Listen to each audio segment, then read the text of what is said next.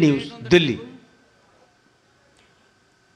तो संसद में आज कामकाज नहीं हो पाया, जिससे जुड़ा है हमारा आज का विशेष, जो कहता है संसद में विपक्ष का हंगामा। चर्चा के लिए हमारे साथ जुड़ी हैं स्नेहलता श्रीवास्तव जी, जो फॉर्मर सेक्रेटरी जनरल हैं लोकसभा की, और साथ ही शेखर अय्यर जी, वरिष्ठ पत्रकार। दोनों मेहमानों का हम स्वागत करते हैं। स्नेहलता जी, आज जो हंगामा हुआ उसके पीछे विपक्ष का एक ही मुद्दा था कि संसद की सुरक्षा को लेकर, उसी को लेकर उन्होंने आगे हंगामा भी किया, हालांकि उनकी मांगे भी रही कुछ। लेकिन जब हम संसद की सुरक्षा की बात करते हैं तो आज हमने देखा लोकसभा अध्यक्ष ने इस बात को स्पष्ट किया कि संसद की सुरक्षा का अधिकार, उसकी जिम्मेदारी लोकसभा सचिवालय की होती है, सरकार की नहीं। चूंकि आप एक बड़ी जिम्मेदारी निभाती रही हैं, ऐसे में आपसे ये समझना चाहेंगे कि लोकसभा सचिवालय किस तरह, किन एजेंसियों के माध्यम से, कैसे सुरक्षा व्यवस्था को आगे बढ़ाता है, कार्यान्वित करता है। जी, सभी को नमस्कार। ये विषय बहुत गंभीर है और काफ़ी शॉकिंग है सभी के लिए, और सभी के लिए चिंता का विषय है। जहाँ तक लोकसभा सचिवालय द्वारा सुरक्षा की बात है, तो ये मैं आपको थोड़ा सा पृष्ठभूमि बताना चाहूँगी कि 1921 के पहले लोकसभा की सुरक्षा गवर्नमेंट के पास थी। ये उस समय के तत्कालीन जो स्पीकर थे, उन्होंने ये तय किया कि सुरक्षा की जिम्मेदारी लोकसभा के ऊपर होगी, और उसी के तहत बहुत सारे मेजर्स लिए गए।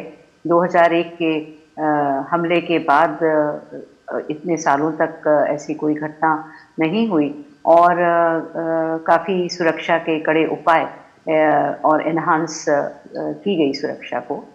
तो इस संबंध में देखिए, जो लोकसभा सचिवालय है उसमें एक जॉइंट सेक्रेटरी सिक्योरिटी का पद है, जो कि सामान्यतया भारतीय पुलिस सेवा IPS सर्विस के ऑफिसर के द्वारा हेड किया जाता है। और इसमें Delhi police, CRPF, dog squad और जो भी बाकी NSA, जो जिस भी एजेंसी की ज़रूरत होती है, जैसे कि जब प्रधानमंत्री जी आते हैं तो उनकी सुरक्षा, यदि कोई कैबिनेट मीटिंग हो रही है तो उनके जो सुरक्षा में लगे हैं वो देखते हैं, और उनके साथ कोऑर्डिनेशन का काम और जिम्मेदारी तो लोकसभा सचिवालय की होती है, और जिम्मेदारी जो है कोऑर्डिनेशन की, वो जॉइंट सेक्रेटरी सिक्योरिटी के पास होती है। तो वो सभी तरफ देखते हैं, ट्रेनिंग भी देते हैं अपने पार्लियामेंट सिक्योरिटी सर्विस के लोगों को चुस्त दुरुस्त रखने के लिए, ट्रेनिंग का भी करते हैं, यानी जिम्मेदारी उन्हीं की होती है मोटे तौर पर। स्नेहलता जी, लेकिन जैसे आज सांसद निशिकांत दुबे ने प्लेटफॉर्म पोस्ट पर जो उन्होंने लिखा, एक्स पर जो उन्होंने पोस्ट किया प्लेटफॉर्म एक्स पर, उन्होंने उसमें बताया कि 1974 में एक घटना हुई थी जहां पिस्तौल के साथ एक शख्स घुस गया था संसद में। 1994 में एक घटना हुई थी जब दर्शक दीर्घा से एक व्यक्ति कूद कर तब के प्रधानमंत्री नरसिम्हा राव तक पहुंच गया था, इत्यादि। ये कुछ घटनाएं जिनको याद किया गया है। ऐसे में क्या उन घटनाओं के वक्त पर भी विपक्ष ने इस तरीके का हंगामा किया, या सरकार से जवाबदेही मांगी, या लोकसभा अध्यक्ष से इस्तीफा मांगा इत्यादि? क्या तब ऐसा कुछ, क्योंकि खबरों में ऐसा कुछ नहीं था कि विपक्ष ने ऐसा हंगामा किया हो इस मुद्दे को लेकर, क्योंकि शायद लोग तब विपक्षी बात से भलीभांति वाकिफ था कि लोकसभा सचिवालय की जिम्मेदारी होती है। लेकिन आपको क्या ध्यान आता है? जी देखिए, ऐसी घटनाएं जो होती हैं, तो मैं बताना चाहूँगी कि हम लोग मतलब जो हमारी पार्लियामेंट सिक्योरिटी है, वो ऐसे कई लोगों को गिरफ्त में लेती है जो कि कभी कभी प्रयास करते हैं इस तरह के वेपन्स लेके अंदर घुसने का, या कोई ऐसा साहित्य जो कि ये इस बात की ओर इंगित करे कि वो कुछ करने वाले हैं। तो उसकी फिर पूरी जांच होती है, और उसमें जो जिस व्यक्ति के रिकमेंडेशन पे घुसा है व्यक्ति, या फिर घुसने की कोशिश कर रहा है, उसके बारे में पूरा जांच की जाती है, और थाने में जाकर थाने में रिपोर्ट होती है, और उस व्यक्ति को हिरासत में लेकर या उससे पूछताछ करके, यदि कोई गंभीर बात नहीं है तो उसे छोड़ा जाता है। इस तरह की कई घटनाएं होती है जब प्रयास होते हैं या कोई ऐसा गलत व्यक्ति किसी की रिकमेंडेशन पे अंदर घुस जाता है तो या घुसने का प्रयास करता है तो दोनों ही तरह से पार्लियामेंट सिक्योरिटी सर्विस जो है वो और जो दिल्ली पुलिस है एक्चुअली उसका काम होता है शुरू में जो गेट्स पे लगे हैं जो पार्लियामेंट के अंदर घुसने के गेट पे लगे हैं वो सब दिल्ली पुलिस और सीआरपीएफ के पास है। तो जाहिर है कि जिम्मेदारी उनकी हो जाती है, लेकिन राजनीतिक पहलू के ऊपर मैं शेखर जी आपको जोड़ना चाहूंगी, क्योंकि ये जो मैंने उदाहरण अभी गिनाए, इन उदाहरणों के साथ ही इस बात को भी स्पष्ट किया गया कि तब जो विपक्ष था उसने किसी के इस्तीफे की मांग नहीं की या हंगामा इस तरीके से नहीं किया या गृह मंत्री से बयान की मांग तक नहीं की। क्या अब संसद विपक्ष के रवैये को देखकर क्या यही संकेत स्पष्ट मिलता है कि राजनीतिक स्वार्थ के लिए, अपनी राजनीति को साधने के लिए, सरकार को घेरने के लिए इस मुद्दे का प्रयोग किया जा रहा है? ममता जी, इस बात पर कोई दो राय नहीं है। बड़ा साफ लगता है कि जैसे विपक्ष को एक मौका मिल गया है और ये मौका खोना नहीं चाहते, क्योंकि उनको भी पता है कि आगे 1-2 दिन में सरकारी एजेंसीज पूरे लगे हुए, सबके इसके पीछे कौन है, क्या कॉन्स्पिरेसी थी, किसने पैसे दिया, किसने क्या किया, पूरा चीजें निकल आई। तो उनको लग रहा है कि अभी तुरंत इस वक्त आप इसको हंगामा कर दो तो उनको लिए एक पॉइंट्स मिल जाता है। भाई प्राइम मिनिस्टर मोदी के पीरियड में सुरक्षा को लेकर काफ़ी चेंजेस आई हैं, कई चीज़ें बदले गए, कई सिक्योरिटी मामले में माना जाता है कि मोदी सरकार ने काफ़ी उपलब्धियां प्राप्त की। तो उनको लग रहा है ये मौका है, इसको थोड़ा आगे कर दो, इसको करके नहीं छोड़ना है। इसीलिए देखिए, जब स्पीकर स्वयं कह रहे हैं कि पार्लियामेंट का सुरक्षा, जैसा अभी स्नेहलता जी कह रहे थे, ये पार्लियामेंट का मामला है, स्पीकर स्वयं रिस्पॉन्सिबिलिटी लेते हैं। और इस बात पर उन्होंने कहा कि जांच होने दीजिए, जांच के बाद रिपोर्ट आएगी, अब हाउस के सामने रिपोर्ट पेश करेंगे। साथ साथ और भी सुरक्षा में क्या छूट हुई है, कहां ब्रीच हुआ है और क्या करना है, सब करेंगे। लेकिन स्पीकर को बात को मानने को नहीं तैयार है। और अब लगातार, अच्छा वहां भी आपने देखा होगा, तुरंत हमारे रक्षा मंत्री जी राजनाथ सिंह जी तुरंत उठकर बोले, भाई ऐसी घटनाएं पहले हुए लेकिन हम बहुत गंभीर से इसको लेते हैं, इस पर सरकार पूरी कार्रवाई जो करना करेगी, इसके पूरे जांच करके जो भी पार्लियामेंट सुरक्षित हो, पार्लियामेंट सदस्य सुरक्षित रहे, ये सारे कुछ करेंगे।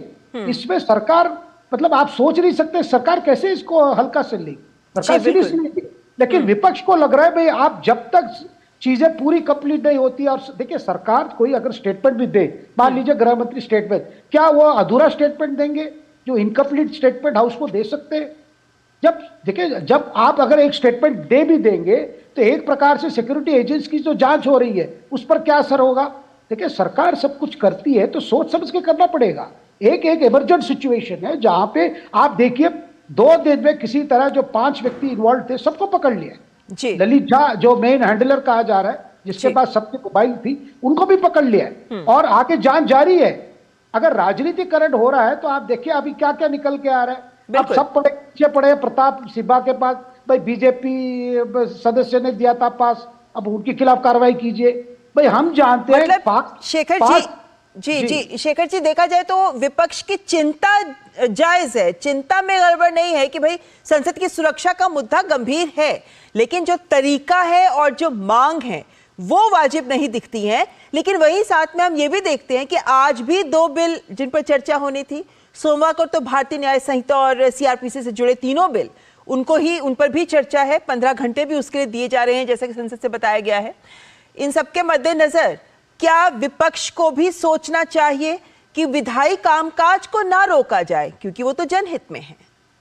नहीं देखिए ममता जी, जिन्होंने इस षड्यंत्र रची है, जिन्होंने इसके पीछे जो है, वो क्या चाहते थे कि पार्लियामेंट के अंदर इस तरह हंगामा हो, कामकाज रुक जाए, तभी उनकी सफलता मिलती है ना।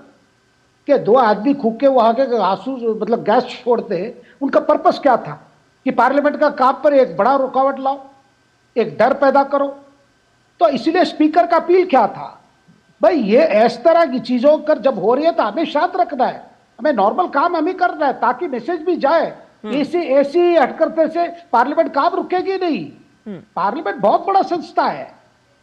देखिए छूट हुई है, ब्रीच हुई है, इसलिए तो घटना हुई है, उसकी जांच होगी, जो भी जिम्मेदार है उस पर कार्रवाई होगी। लेकिन अगर हम अब काम रुकवा ले, हंगामा करें, तो हम किसको मदद कर रहे हैं, किसको मदद कर रहे हैं? जी स्नेहलता जी, यहाँ एक सवाल और, क्योंकि हम जानते हैं कि वक्त के साथ बहुत तेजी से तकनीक बदल रही है, सुरक्षा चुनौतियां भी बदल रही हैं, ऐसे में संसद की सुरक्षा को लेकर जो भी एजेंसियां या पुलिस के महकमे जो लगे हुए हैं, क्या इन बदलती चुनौतियों के साथ कदम ताल करने के लिए, उनकी क्षमता विकास के लिए, उनकी ट्रेनिंग इत्यादि के लिए, या इक्विपमेंट्स भी उसी तरीके से मॉडर्नाइज की जाए इत्यादि, इसको लेकर भी तो कोई नियमावली होगी, कोई मानक होंगे? जी हाँ, जो भी स्कैनर्स की आवश्यकता पड़ती रही है और जो भी सिक्योरिटी की असेसमेंट होती है, जो सिक्योरिटी एडवाइजर और ये जितने भी हमारी सिक्योरिटी एजेंसीज हैं, सबके साथ बैठ करके तय होता है और उसके हिसाब से जो भी मटेरियल की ज़रूरत होती है, जो भी डिवाइसेस की ज़रूरत होती है, वो लिए जाते हैं।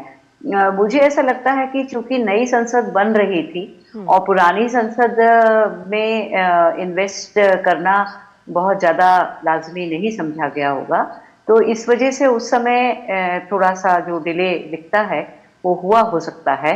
परंतु जो नई संसद है अभी अभी शुरू हुई है और उसके अंदर जैसे अभी तो ये घटना हो गई, तब तो बहुत ही मोस्ट प्रायोरिटी आइटम है और उसमें सभी जो स्कैनर्स वगैरह हैं वो सब चीज़ें जैसा कि मैंने पढ़ा है कि उसका एस्टिमेट बन गया है और वो सभी जो जरूरत की चीजें हैं वो वहाँ पे लगाई जा रही है। यानी संसद की सुरक्षा को बेहद गंभीर मामला बना देखते हुए, सोचते हुए, उसी के हिसाब से सरकार भी हमेशा मुस्तैद रहती है और निर्णय भी लेती रहती है वक्त वक्त पर जिसकी जरूरत होती है। लेकिन शशि जी, आखिर में बहुत संक्षेप में, क्योंकि अभी हम जानते हैं किस तरीके से बीजेपी भी टीएमसी सांसद पर हमलावर हुई, कि कैसे उनकी भी तस्वीर ललित झा के साथ सामने आई है, पुरानी तस्वीर रही है इत्यादि। लेकिन क्या ऐसे में हमारे सांसदों को भी गंभीरता से अपनी कार्यशैली को देखने की जरूरत है? शशि जी, आपको सुन रही है मेरी आवाज? आप मुझे पूछ रहे हैं? जी शशि जी, आप ही से पूछ रही हूं कि जिस तरीके से, क्योंकि ऐसा जब भी कोई ऐसा वाकया होता है तो ऐसे में हम देखते हैं कि हर एक तथ्य, हर एक तस्वीर, हर एक बिंदु पर सबकी नजर रहती है। तो ऐसे में जैसे टीएमसी सांसद की तस्वीर आ गई है, नेता की तस्वीर आ गई है ललित झा के साथ इत्यादि, जांच के पहलू बहुत बारीकी से खंगाले जा रहे हैं। क्या कहीं ना कहीं हमारे संसद में हमारे जनप्रतिनिधियों को भी ज्यादा गंभीर होने की, ज्यादा सतर्क होने की जरूरत है? बिल्कुल ममता जी, हम जानते हैं। देखिए, पास क्या है कि जब अपने कॉन्स्टिट्यूएंसी से लोग आते हैं, कहते, और नए पार्लियामेंट होने के बाद बहुत इंटरेस्ट बढ़ गया है, भाई नए बिल्डिंग देखना है, कैसा बना है, क्या है, और सरकार भी चाहती है लोग आए देखें कि नया एक इंस्टीट्यूशन, एक नई बिल्डिंग आई है, तो एक देखने की तो जनरल है। अब सदस्य क्या करते हैं, मान लीजिए, देखिए जो भी आते हैं वो उनको ज़्यादा जानते भी नहीं होंगे, लेकिन अगर अपने कॉन्स्टिट्यूंसी से आते, बार बार मांगते, तो उनकी पीए उनको इशू करते हैं। देखिए, ये मैं जितना जानता हूं, कोई किसी पार्टी का एमपी इतना ध्यान नहीं देता कि हर और किसको पास मिल रहा है, उनका वक्त समय भी नहीं है, उनके सेक्रेटरी स्टाफ इसको हैंडल करते हैं। लेकिन इस घटना के बाद लगता है सारे मेंबर्स को भी सोचना चाहिए किसको दे रहे हैं, उनकी जान पहचान क्या है, कम से कम अपनी तरफ से भी उनकी बैकग्राउंड की वेरीफाई करना होगा।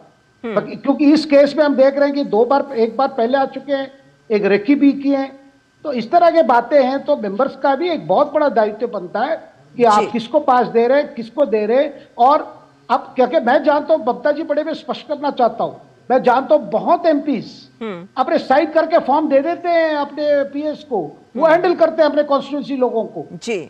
मेंबर स्वयं इसमें, क्योंकि वो हाउस में रहते हैं, वो प्रोसीडिंग्स में बैठे रहते हैं। तो ये ऐसे में जो सपोर्ट स्टाफ है उसकी भी जवाबदेही बननी चाहिए और स्वयं सांसदों को तो इस पर विमर्श करना ही चाहिए कि किस तरीके से वो अपने काम को आगे बढ़ाएं कि इस तरह की चूक कहीं ना हो पाए। फिलहाल शेखर अय्यर जी और स्नेहलता श्रीवास्तव जी, आप दोनों का बहुत बहुत शुक्रिया इस चर्चा में जुड़ने के लिए। और फिलहाल यह वक्त एक ब्रेक का, आप देखते रहें न्यूज।